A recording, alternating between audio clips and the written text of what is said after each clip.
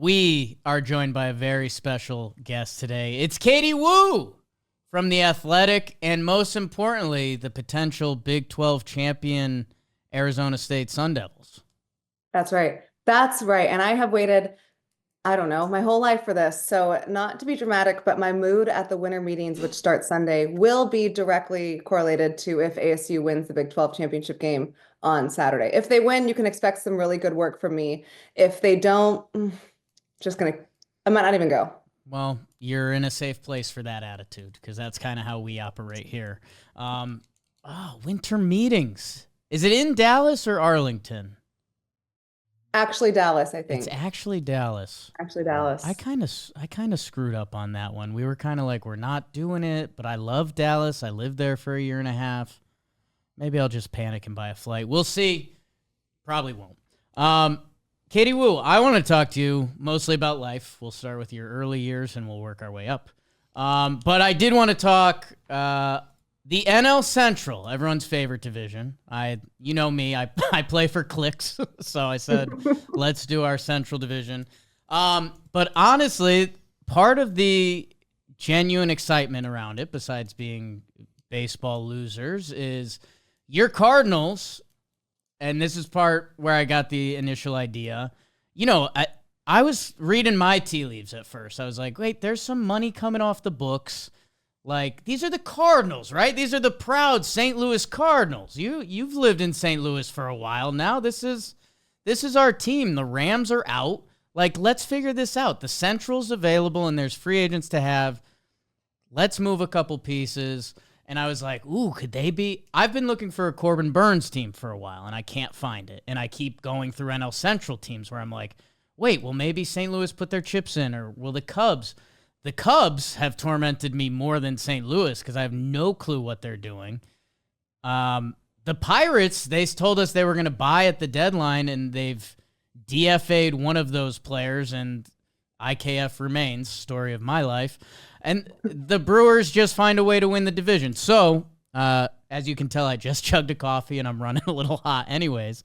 More. Yeah. Let's start with your St. Louis Cardinals because, I'll just let you go because from our previous exchanges, I don't want to misquote anything. So please, you go. Well, the NL Central they're so complicated. They're a little toxic because it just feels like you just need one team that's built to win 90 games, and it's going to win the division pretty much uncontested every year. And for a very long time, the Cardinals had built this threshold of if we win 90 games, we're going to get into the playoffs, and then who knows from there. But what they were doing was not sustainable. If you look at their success from 2020, they made the playoffs from 2019 to 2022. And then, of course, 2023 happened and 2024 was better, but still not enough to get them back into October baseball. So in what will be the final year of their longtime president of baseball operations, John Mozeliak's tenure, they are taking a step back, which is very unusual for the people of Cardinals land. The Cardinals don't necessarily concede being competitive, but they are doing that. They want to reset because they're trying to get back to what they were good at. And when the Cardinals were at their prime, at their peak, they weren't spending a lot of money, but they were developing players consistently through their farm system, and they did a really, really good job in that. They have lost their way in that regard, so they are going back to what they were good at. It's just going to take potentially a year, probably a little bit more, to get them back into the swing of things, if you will. But it's very weird because I can't remember a time, covering the Cardinals or even just following baseball where St. Louis went out and actively said, we're taking a step back for the next season. So that's kind of where the NL Central already gets a little weird, right? When do the Cardinals say, hey, probably not going to be us this year? And then to me, it gets a little bit more weird because I'm not sure which of the four teams, I mean, I think you're going to have to go Brewers just because they've been so good over the last few years. Which of those four teams is going to step up and really make it their division again? I don't know. It's a frustrating, maddening place here in the NL Central. That Cardinals mindset, like, sure, right? Like, this is how teams are built, the lifeblood, let's get our youth going. It's also scary because nothing's guaranteed, and the Cardinals themselves, they became trade memed for a little bit because it was like, wait, where did Randy come from? Where did, you people were putting together their St. Louis Cardinals lineup of not St. Louis Cardinals, where, it just feels like they had a generation of prospects kind of pass through. I mean, the Dylan Carlson, Katie, I did 3 years of Dylan Carlson trade rumors just for it to land like that. Like, that makes me a little mopey.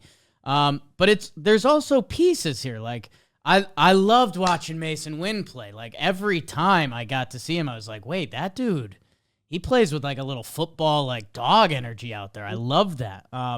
Obviously Arenado, which is an interesting topic of this whole offseason. And then the Wilson Contreras update that he's moving. And then if you look at a lot of rosters around the league, it's like, hey, these Cardinals, they have stuff. Like I've seen Brendan Donovan play good baseball. I've seen Alec Burleson. So I don't know. I guess that's where it sounds like the right move. It sounds like, hey, let's get our bearings. Let's let the kids play and properly figure this out. But I don't know. There's also a side to that, Kyle Gibson, Lance Lynn, Paul Goldschmidt coming off the books. I don't know. I guess maybe I'm the one that needs to just put on different goggles. No, not necessarily, because there is a way for this organization to upgrade their player development and see what they have internally, and also, supplement the club with free agency. The ownership is actively choosing not to. And I know some of this, and this is a fair argument for the ownership's sake, had a lot to do with the lack of clarity involving their TV plans. That was a legit thing to not plan for in payroll. They are losing about a quarter of their revenue that they planned for in 2025 from TV. So I do understand that aspect, but you are the St. Louis Cardinals, and that ownership group has done a tremendous job in making sure that this organization is competitive almost every single year. But the Cardinals being operated like they are a small market because they are occupied in a small market town doesn't always fly with me, because St. Louis is always consistently top 5 in attendance. They're a historic franchise. I swear I go to every airport in America and I see at least 6 Cardinals hats. Like, the fans are there. It's not necessarily a small market team when you look at it outside of their geographical location. But this is what they're choosing to do. They're going to supplement the funds and re-upgrade their player development. I think the Cardinals will have some farm system hires coming up in the next couple of days. Overall, though, it's just a matter of, in 2025, looking at their young talent and figuring out, hey, what kind of pieces can we build around next year? Is Lars Nootbaar going to be that guy? They know they have Mason Wynn, right? Totally agree with everything you said. He's a dog. What can Alec Burleson do? We've seen him against right-handed hitters. That's a legit contact bat. What can they count on him consistently for? What does catching look like behind the plate now with Wilson Contreras moving to first? What does their pitching look like? And you really don't know what you have internally until you can run these guys out every day. And what makes the season different is that the Cardinals are saying, we are okay running the same group of guys out every day to see what we have, even if it means we lose some winnable ball games. And that has not happened before under most tenure, at least. Yeah, I mean, that's for any of our Cardinals friends tuning in.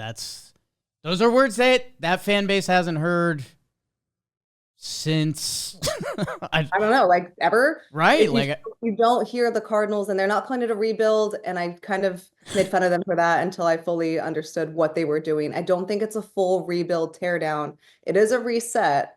And it's probably the right thing to do. Otherwise, you're just going to be stuck in this perpetual cycle. I mean, they spent their entire rotation, their opening day rotation last year was built all out of free agency. It's just not sustainable. And how are you going to know what you have with this young pipeline of talent in the minor leagues, especially on a pitching side, if you're consistently trying to buy spots just to make sure you get to the playoffs? And then in 23 and 24, obviously it did not work.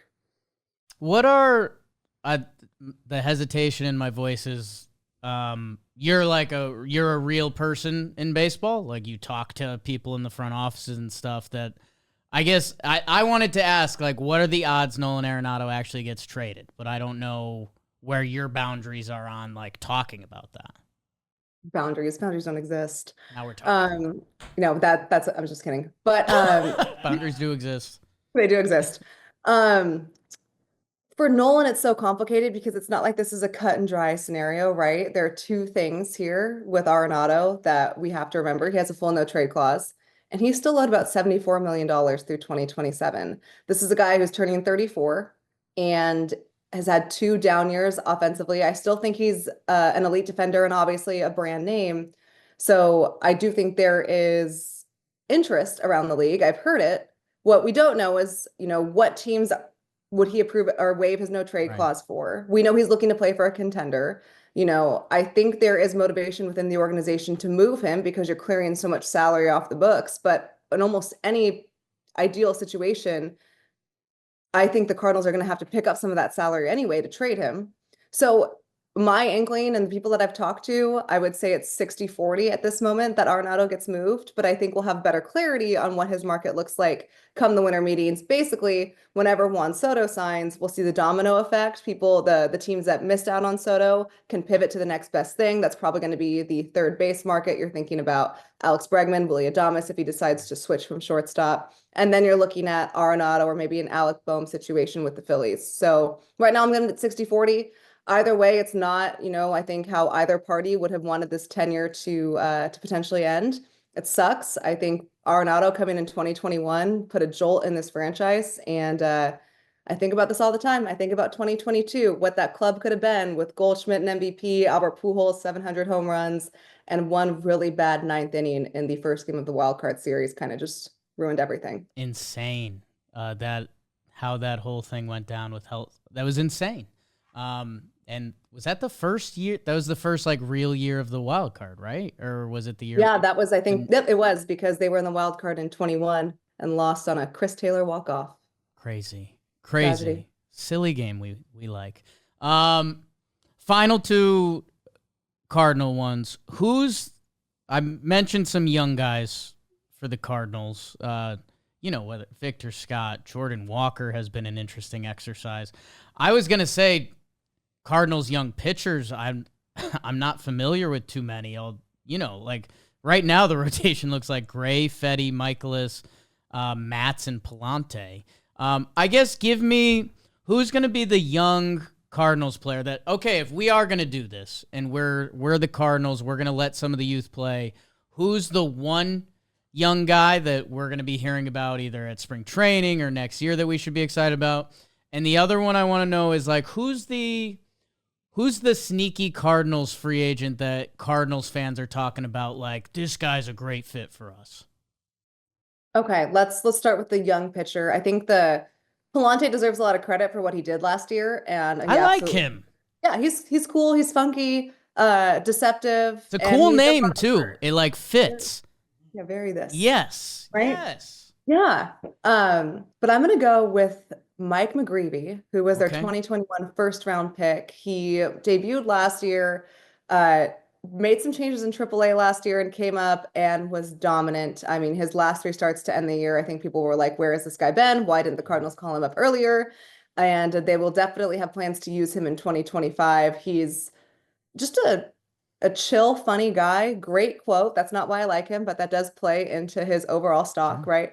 But I think he'll be there's a reason he was drafted as a first rounder. I know he took some steps back in AAA and there were questions if he'd reach that ceiling, but in his limited sample size in the majors last year, I was really encouraged by it. And I think he's a name to watch come spring training.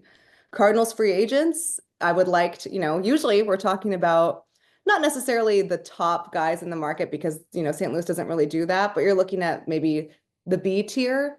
Not this year. Mo has gone out and said it, it's highly unlikely they go out and they look at the free agent market at all. I don't know. At all? At all. They want to see what they have internally. They want to see what Jordan Walker does in the outfield with every day. Can Nolan Gorman cut the strikeout rate down? What does Victor Scott look like? What about Michael Ciani in center field? Who's going to win that upcoming center field job? You can go on and on. Thomas DeJacy coming up as a utility guy. Pretty much the only spots they have solidified next year are Mason Wynn, Brendan Donovan, and Lars Nootbaar to an extent, but Lars has to figure out a way to stay on the field and stay healthy. So doesn't look like the Cardinals will be looking around the free agent market at all. I mean, that's at least what Mo has said. Things can change, but I wouldn't be surprised if they just kind of avoid that market entirely.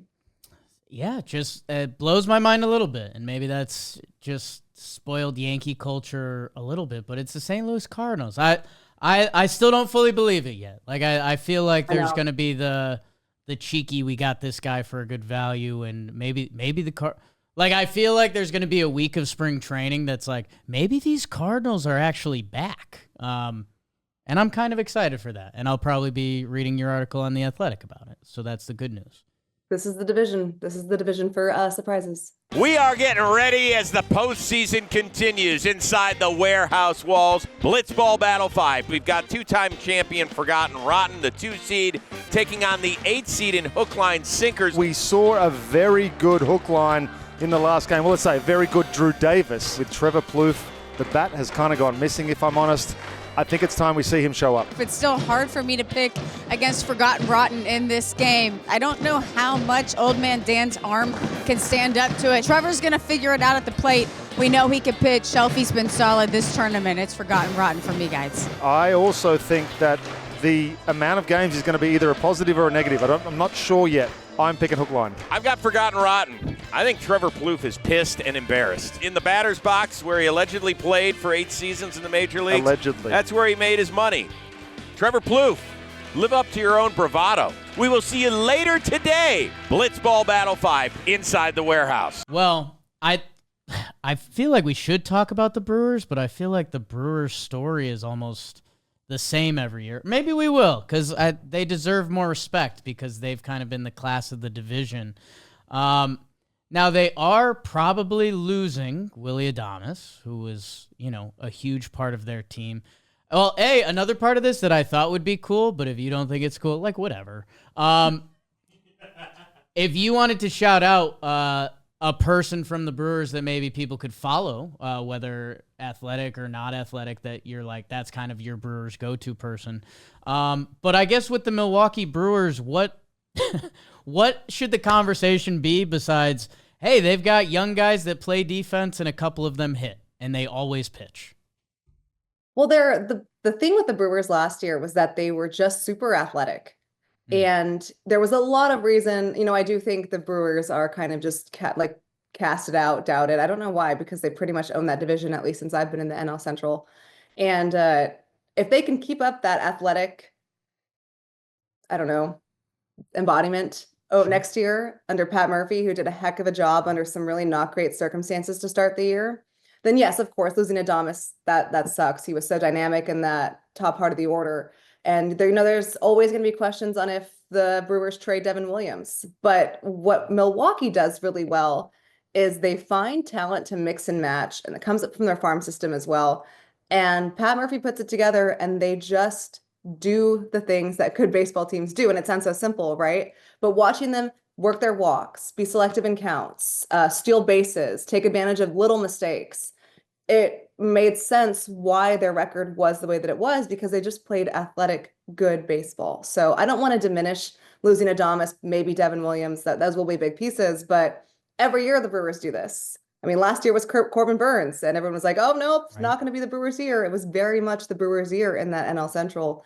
So I don't know. I watch the Brewers when I can. I would personally follow Adam McCalvy of MLB.com. He is a guy.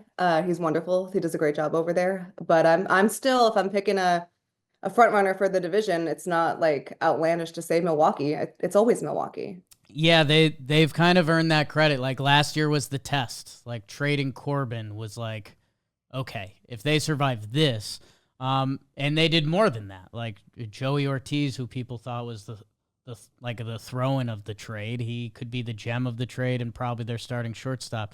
Yeah, there's something that I can't decide if I like it or hate it yet, between the bigger market and smaller market teams that, the Brewers and the early Rays cracked the code. It was like, hey, if you're going to play on our team, you need to play great defense.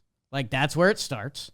Running is usually a part of that if you're athletic enough to play good defense.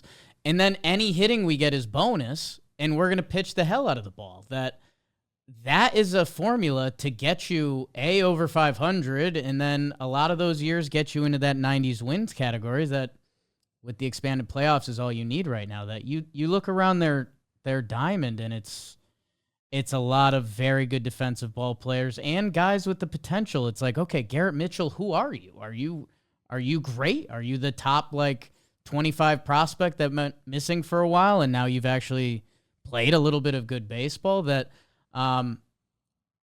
what they do with the pitching, that's the secret. I mean, Tobias Myers off of the White Sox scrap heap to becoming a 25 start, 3 flat ERA. It's everyone needs that Brewers pitching lab. It's insane. And for any organization that's, I feel like it's maybe just the organization I cover that doesn't see the value in a pitching lab. I mean, that this is where I think the Cardinals really fell behind, is how they developed modern day pitching. I mean, their current pitching coach, Dusty Blake, was doing everything in terms of like pitching development, overhauling the entire system, and then taking care of a major league staff. I think if you just look across the division to what the Brewers are doing, it's the ideal blueprint of how to get the best and the most out of your organization. And I think the Brewers do that about as well, if not the best, as any team in the National League. Agree. You got me. We have so much in common. And shout out to Milwaukee, if I remember correctly, sneaky one of your favorite road cities? That is true. I always have a great time in Milwaukee. If you are ever going and you want a list of things to do, places to eat, bars to go, they don't close till 3 out there. So you can have a time. I don't know that from experience or anything. It's just what I was told. Milwaukee, though, sleeper city. Got to get out there in the summer. That's, a lot of people probably would have lost that bet coming into this, but I'm happy for you. We did a trip to Milwaukee. I didn't get to see as much of it as I'd like, but hopefully we'll get back out there soon. I think the other... Okay, let me start over. Sometimes I forget how much I truly like baseball. Like, it's a little bit like of a mental problem or whatever, but things are working out, so we take it. But this whole division gets me riled up. The Cubs, I think, have to be next because they are the ones that get me. But I've been so invested in these Cincinnati Reds. Baseball is now invested in these Pirates and the Paul Skeens clock that, this division's kind of electric. Let's do the Cubs because they are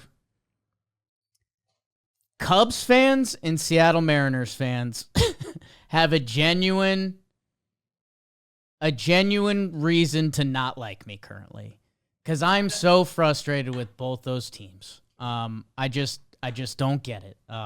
Mariners, the problem has been so clearly in front of you for the past 3 to 5 to 20 years. However you want to cut it. Let's get some hitting. The Cubs is a new thing for me because, okay, they let that generation of Cubs baseball go. It was Schwarber, it was Rizzo, it was that whole guy. Everyone always wondered who's going to be the one that stays, and it kind of didn't, which is pretty wild. And it's okay. Maybe that's baseball. Maybe the Cubs are smart. They're not going to have a 37-year-old guy out there who's, had 2 bad seasons for them, but remember that ring? No, we're moving on to the next one. I don't know. I think the Cubs front office loves this team they've assembled, and they have no idea why the Brewers are running laps around them. They even brought in their manager last year. Now there's some Cody Bellinger smoke this year that could be that trade. I originally wanted them to be a Corbin Burns landing spot because then I could be like, hey, Cubs, you did it. You did it. Burns, Imanaga, Steele, yup, I can get into that. And then, your lineup makes more sense. And you guys play enough defense that, okay, that's it. They signed Matthew Boyd, and maybe that'll be nice for them. And that's all I'll say about that. But I feel like the Cubs, I need the Cubs to put more chips in. They have top prospects, coming up. Who's the Cubs person, and what do you have the Cubs doing? Yeah, I share the same sentiments about the Cubs because, again, historic franchise, obviously money on the books to do this. And the Cubs, I think if I was a Cubs fan, I'd be so frustrated because sometimes they're in, right? Sometimes they're in on the guy. They're in on Shota. They were in on Bellinger, right? And then they just stop being in. And it's not like this division. This isn't like the AL East, right? It's the NL Central. The Cubs have all of the means to put together a team that could blow the rest of this division out of the water. I keep hearing about the Reds and how they're going to be good. And every year I think they win about 75 games, 80 games. Yeah. And then the Pirates, I feel like we enter every season next year they're going to be good. And I do feel like there is at least a foundation to be excited about the Pirates for. But again, Cardinals are taking a step back. Brewers, they're the team to beat. but they aren't structured in a way where it's inconceivable for the Cubs to go out and make a couple of splashes and all of a sudden they're the top team. And I'm not plugged in enough in that organization to understand why they don't, but when I go to Wrigley Field and Cardinals and Cubs play each other a lot, I look at this Cubs team and I'm like, they're so close. They're so close. Half of their lineup, I'm like, yeah, these are guys, right? And then the other half, I'm like, I doubt that these will be the names that I see when these teams play a month from now again. So where can they get overall lineup consistency to have the whole, like, this is our team, we are built to compete. They go in on a certain selected pieces and then they just don't finish the puzzle. And that's what's frustrating. If I was a Cubs fan, I'd just be like, just finish the puzzle. It's really like, it's right there. Yeah, I guess I'm stumbling into what my new Jakeism about them is going to be. My San Francisco Giants thing for the past couple years is that they have like 8 6-hole hitters. And it's like, okay, like this is kind of something, but this is nothing. Like that's where the Giants have been. The Cubs feel like a step up above that, but it's also, Seiya Suzuki, I feel like I check in 1 month and he's hitting third for them and he's the hottest hitter in the National League. And then I'll check in another month and it's like, oh, Seiya's been benched.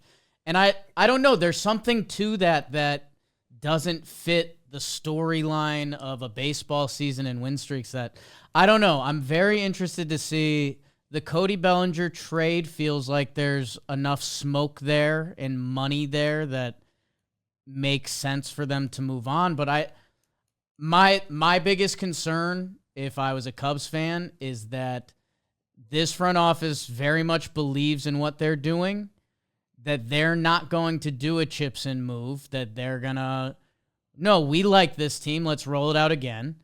And then this year could go by, they win 83 games, we call up one of the prospects flamed out, and then we're just in the cycle again that I guess the Cubs front office just hasn't earned the credit or respect from me yet that, I don't know, the Chicago Cubs should have. They should should be the big bad wolf in that division, and they haven't been anywhere close to it. No, since their 2016 really World Championship run, it's just kind of been like, oh, it's the Cubs, and it shouldn't be. They're the Chicago Cubs. They are a franchise that, you think about baseball, you immediately know the Cubs are in Chicago. They play at Wrigley Field. They have the money to do so. This would be the year for them to take a big step, and it kind of seems like we're getting status quo from everybody in the division. God. Okay, let's do the young, fun teams that we seemingly haven't seen win in a little bit. I fell for the Reds trap. I'll be honest. I was like, wait, every one of these young kids can hit, and it's funny how quickly baseball moves that it's like, okay, now I don't know. Can Christian Encarnacion Strand hit? I watched him hit 1 year. I watched him not. And they had some injuries that I do think set them back at the start, like TJ Friedl being out, Matt McClain, like it's funny that their pitching felt like it came together. And then these Pittsburgh Pirates, which they're about to get on my shit list, because if your GM comes out and says, hey, yeah, we have this young pitching and now's the time, and then they did what they did at the deadline, and hey, who knows what was available, all that, I get it. But man, like, Katie Woo, I just looked at the Pirates lineup, and this is not a wild card competing lineup. Right? We talk so much about the pitching, and yeah, the pitching's fantastic, but every year it's like what I said. You look at the Pirates and you're like, oh, they're a year away. And then you get to this point next year and they're still going to be a year away. It's frustrating because I was there on a Tuesday night at PNC Park, Skeens night. And I have gone to countless games at PNC Park where there are like maximum 8,000 people there. I feel like I can hear the broadcast 4 doors down because it's so quiet. It's a Tuesday night in August. And it was electric. And Skeens came super close to throwing a complete game.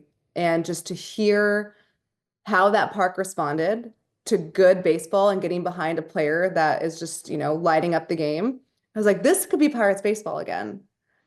Why are we like perpetually waiting year after year for it to be that way? I don't know. I don't know. And it's so true. It's such a good sports town. It's such a good stadium. Like, all of it's true. If you haven't been to PNC, go. Our cool half flex, when like our stuff got bigger and we didn't know yet, we did a road trip and we stopped at a Pirates game, and like the Pirates PR guy was like, "How did you not tell us you were coming?"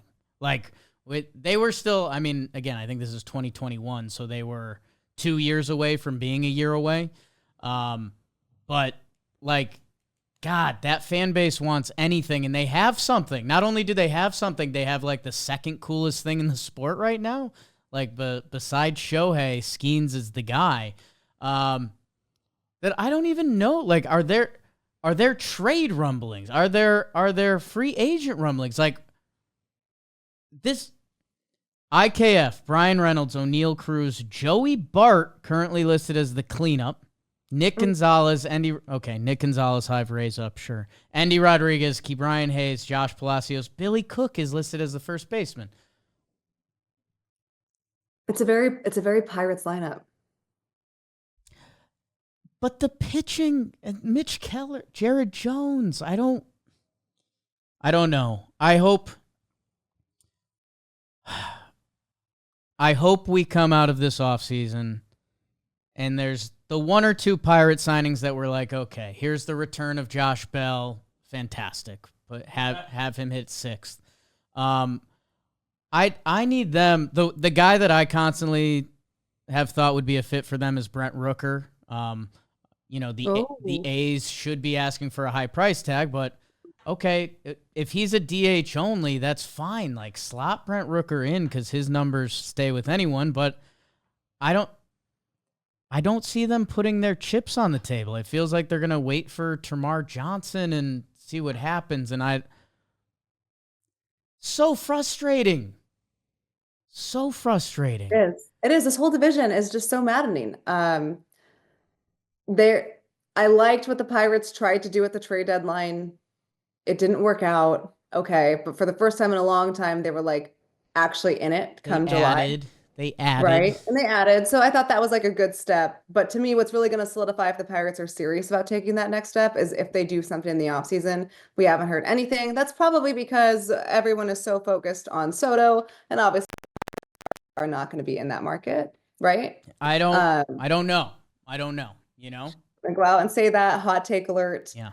So maybe when we see like the Soto dominoes fall again, we'll have better clarity on where these plan B, plan C's for a lot of these teams look like.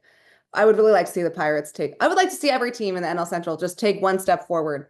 Just one. Look, the Cardinals are already saying they're going to do the opposite. So it's on 4 of you to take advantage of that. You're actually taking 2 steps forward. If you think of it by that logic, wow. One team is taking a step behind you. So you have a chance to take 2 steps forward. Consider it. Katie Woo's life advice book coming soon. Don't follow that.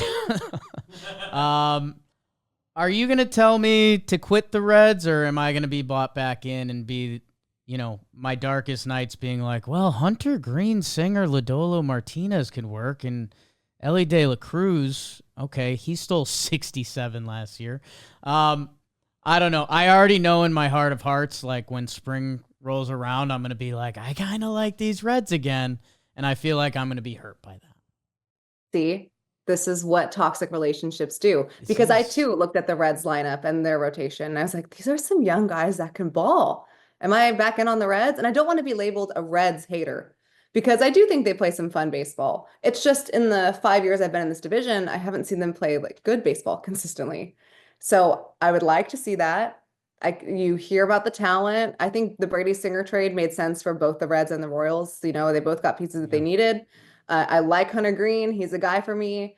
Not exactly a bold take to say that I'm on Ellie De La Cruz. Very in on him. Okay. Whoa. But if they start healthy, I could be back in on the Reds. Yeah. And this is what's dangerous about them, because they do this 2 every year.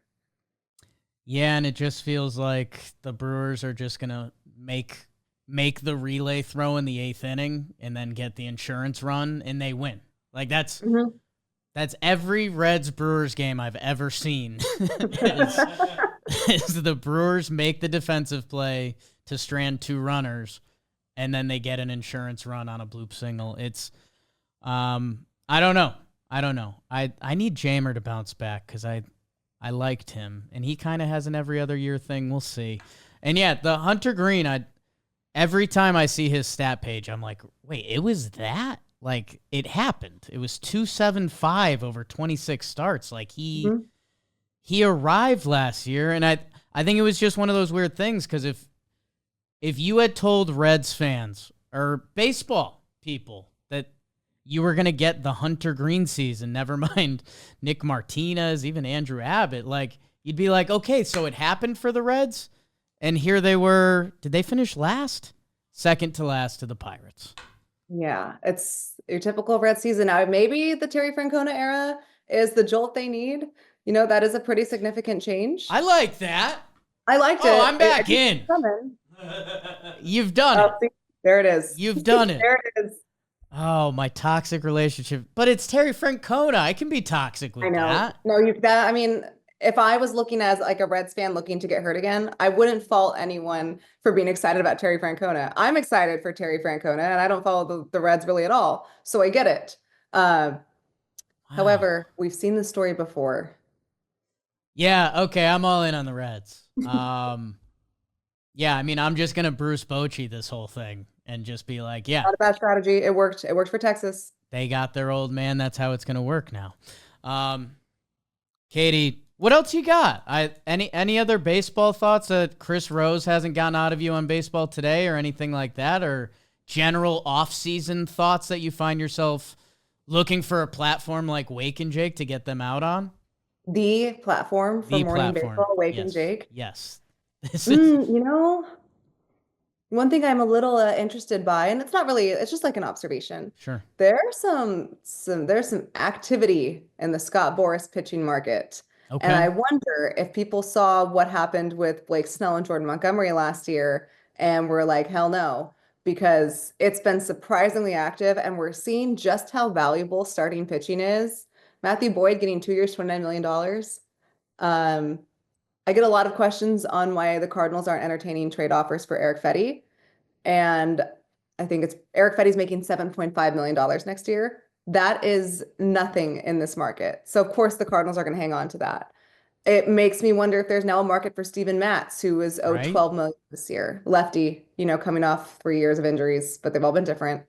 So I've just enjoyed seeing what the Boras market, with kind of the second tier pitchers, and of course Blake Snell being in the top tier, what they've gotten and how active they've been, because I think it allows us to kind of sum up the starting pitching market. And surprise, the prices are once again astronomical, but it's interesting to at least see some sort of movement in some market, because we know the position playing market is not going to move until Soto signs. Yeah, the pitching Ponzi scheme this year is going to be wild, because you're right. Like, Steven Matz, who I know Cardinals fans were looking at as a salary dump of sorts, like, I don't know. I could see another team trash to treasure. Like, Yankee fans are considering they want to dump Stroman just because it's a big number. It's 18 mil, but he threw his innings last year at a fine ERA. Like, I'm interested to see, especially with the early hunt, like Frankie Montas. It's also these front offices think they're really smart. That the Mets circled Frankie Montas and said, we want to get him. We don't want to wait out this free agency. The Chicago Cubs, they said Matthew Boyd. I want him. So that's where I don't know. And every team and every fan hopes that their front office is smart enough that, hey, Montas, it makes sense. Boyd actually pitched incredible last year. He just hasn't put up innings. Montas has had the arm talent that people have been looking to tap into. That I'm so interested to see how the pitching carousel goes between, okay, if you want Jack Flaherty, former Cardinal, okay, you might have to pay $90, $100 million, or do we want to take a chance on 1 year of like a Steven Matz, and if it clicks and we get, even his, what was it, 2023, like Steven Matz, 105 innings of 3.86, like, we can use that and not put the money on our books. I do think it's outside of like Soto, because that's illegal, but it's probably the most interesting part of this offseason of how are teams going to try to Jimmy rig their pitching staff without giving the max dollars for the top free agents. Right. And when you're seeing what these prices look like, it's almost impossible to really augment your rotation unless you have infinity money, which, you know, some of these organizations do, but a lot of these organizations claim to not and have not ever spent that way. So unless you have a good farm system, you're gonna have to pay for pitching and you're gonna have to pay a lot for it. And there's some organizations that just will not do that. And it's like if I was an organization that bred a bunch of pitching, Seattle. No, maybe the Mariners. Weird. Cash in those chips. That's none of my business. And yeah, I mean, you're currently talking to two Yankee fans that are very jealous of what the Dodgers are doing out west because you mentioned unlimited money. And it is crazy how much the TV deal, as you well know and laid out, goes into that stuff. Our guy Trevor Plouffe's Twins haven't had a ton of free agency rumors the past couple years, and it's like, God, what are we doing? Like, how? And they're one of the first teams to say, hey, not only is like TV impacting us, we're also going to have to cut payroll because of that. And it was legitimate. I think people kind of looked around because they were the first team to do it. Like, is that really a reason? And it's very much a reason, and it's so unfortunate. So crazy how the world spins. Katie Wu, what else should the people know that you have coming up? Well, like I said, if the Sun Devils win on Saturday, Right. just electric content coming from Dallas. If not, I don't know. But you know what? I'm not entertaining a world where ASU doesn't win No. that big game. So they're No. going to win. No And then need. I won't have to explain to my editors why I'm in mourning and not working. Okay. Just kidding. I will work when I get there. I'm sad that you guys will not be there. I love the winter meetings. It's like I a know. big high school reunion, but with people you actually like. So that's cool. And yeah, you'll be missed. The setup is always imperative. Am I using that word right? Of like if the hotel bar is in the right place, it's baseball heaven. It's nirvana. I think we remember San Diego, and it was like literally the Yankees front office in one corner, the Red Sox front office in one corner. Everyone who was tall was a former player. Everyone who was short was a media person, and it was just like Sucks. I know. Yes, San Diego, best winter meetings venue by far. Nashville, probably the worst. So let's see where Dallas ranks. Yeah. I will report back. Need it. And thank you, Katie Wu. You're kind of John Boy Media family now. You kind of weaseled your way in. You're like, Don't make me emotional during the holidays. you're like that neighbor that kind of just shows up and they're all right. I guess they're with us now. Yeah, no, I came in and I've like that annoying neighbor, and then you guys realize like, okay, she's not that bad. Like we can tolerate this, and now here we are. It's gonna be more work to get rid of her at this point. Right? You took the easy way. I get it. No, I knew you were in when, you know, there's either half people meet Chris Rose and they're like, that's the oldest person I've ever talked to. Like, get me away from him. The other half of people meet Chris Rose and they're like, Chris Rose, intentional talk. Like, how cool is that? And you're unfortunately one of those people. So I was an intentional talk head. Yeah. So it was a big deal for me meeting Chris Rosie. You and Vinny Pasquantino. I don't know. Katie Wu, you're the best. Thank you so much. You guys, you rock. I don't know when I'll see you next, but I will have an adult beverage for you at the Dallas Winter Meetings Hotel Bar. I'm finna book a flight right now. I'm not going. Do it. I'm not. Do it. You already like impulsively bought a TV. Just buy a flight. Oh, don't. Got him. Don't bring that up. My living room is ruined.